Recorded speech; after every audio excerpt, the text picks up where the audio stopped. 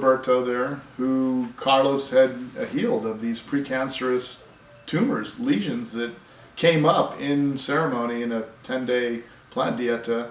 And after Eric getting this positive, result in this ayahuasca ceremony, Roberto called me up and said, "Hey, my shaman, he got his visa approved because his daughter lives here in the U.S. with the mother, and can you guys set up some ayahuasca ceremonies for him?"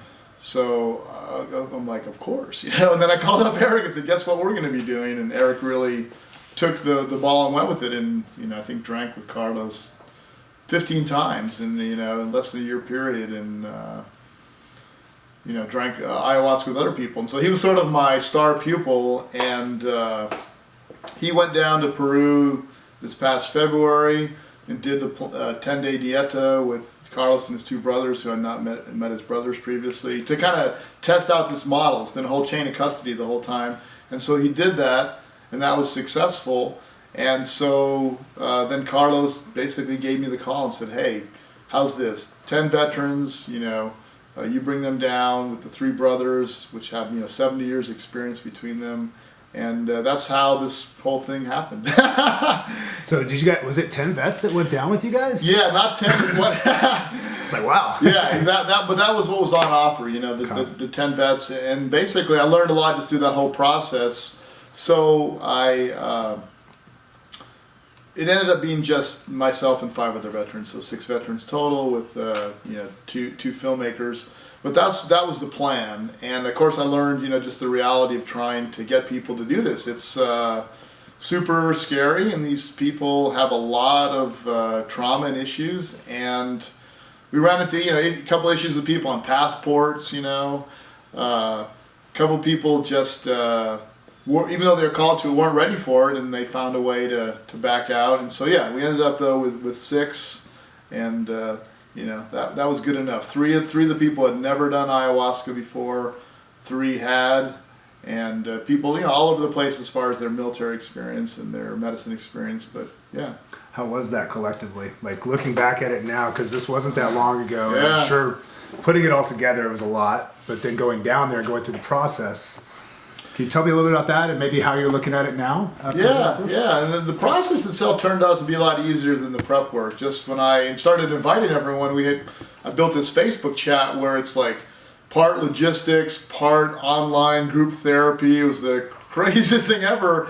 And I took another veteran for his first time ayahuasca experience, who'd only, cannabis and mushrooms a couple times, a couple weeks before going to Peru. And that was really like the prep journey, the kind of test journey. And I dealt with all my fear of going to Peru there, in ceremony there. And that was really difficult. I stepped into all the fear. I remember I stepped up to the shaman, and he gave me the cup, and I said, "In the name of God," and then I said, "Salute to him," and then I said, whatever popped into my mind, which was for the veterans. And I drank that cup, and it was this, 100-year-old vine ayahuasca that I'd had before. I knew it was going to be super powerful, and it kicked my ass. It was just like, who are you? You're nothing. I'm, Mother Earth. I'm representing creation here. You're this little insignificant smart monkey. And who do you think you are you're going to take veterans down to Peru and do this? And yeah, I stepped into all that fear, but it was really good because I needed to do that before going. And I was for an hour and a half just getting my butt kicked and wanting to purge. I hadn't purged a ton on ayahuasca, and I was like, please let me purge. And I let go of all that fear. And so, and then the veteran I took along had a really positive experience as far as doing that first round of work on his war trauma, which was just further reinforcement for me that I was on the right path, that this made sense. And he was scheduled to go, but had some passport issues. And so when I got down to Peru, amazingly, there wasn't as much pressure. When we finally got down there and had the people, like, okay, this is it. We have the people that are going to do this. We were fortunate enough to have someone, capture it, so we could share this with the rest of humanity. And that first ayahuasca experience was one of the nicest ones I'd ever had in my life. I was ready to be in Peru, in the place of this stuff, with the Shipibo, with the brothers, with this powerful medicine, and just totally have my butt kicked. And I was ready for it, but I was respectfully nervous. And it turns out instead it was still super intense work, but that first night I was like, I think I need more medicine. Well, this is so nice. This is like it's like a birthday present. This is all about going inside and meditative and contemplative and all those kind of things that totally was not what I expected. So, and the bottom line is that it was a success, in my opinion, from the standpoint of I knew people would actually, I kind of expected that they would check the box in their war trauma.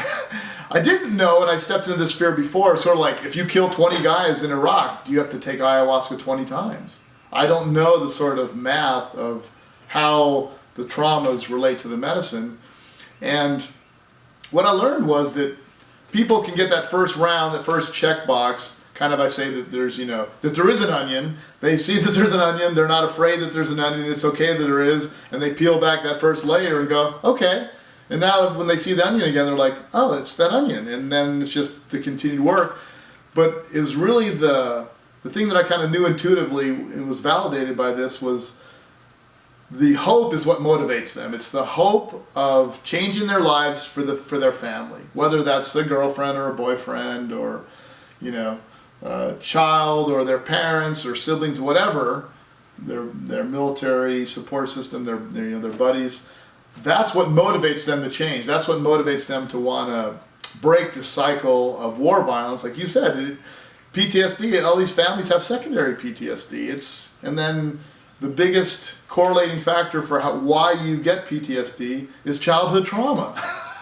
So it's a much bigger problem than just this war trauma. And so that hope is what motivated people to do the work.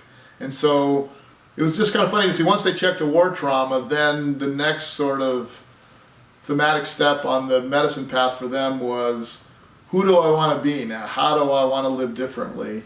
And that's what I was excited about, to take people down there. I knew they'd get the first step on the war trauma, the hope of changing their lives and breaking that cycle would be their motivation. But then what they would come up with once they were starting that healing process, what they really wanted to do with their lives, that was the exciting part. And did all of them, everybody that went down there, have something that they got out of it and some new hope or at least some idea about what they needed to start doing? Absolutely. So I think the first thing that happened for most people was survivor's guilt, shame, all the things that come out of war. So some people you have these black bracelets on that you would wear if like a colleague of yours, a comrade of yours died, and you would wear it as like in memory of that person, in memoriam. But of course it's also a shackle, it's also a chain, it's also a collar. And what the medicine did for people was being able to take that thing off. They thought, I've been carrying this around as a way to remember this person. It's like, actually, it's a survivor's guilt, shame, all those other kind of things that they're carrying around. And to be able to let go of that and still care about that person, love that person, but not be burdened by, the negative emotional association with that. So constant reminder. Yeah, exactly. So I think people, that's for the war trauma, because there was 4 of us with war trauma, and then myself. I don't really have service, maybe some service trauma from flying, but another person who had really service trauma. They were in the Coast Guard and seen the other side, the rescuing people and people dying on that kind of side. So for the 4 that had the war trauma, yeah, everyone had a chance to process and work on that and just make forward progress. Cool. Let's switch. We'll jump over to Crossroads. Yeah. So let's, you guys are looking at this from a broad perspective of not just ayahuasca, the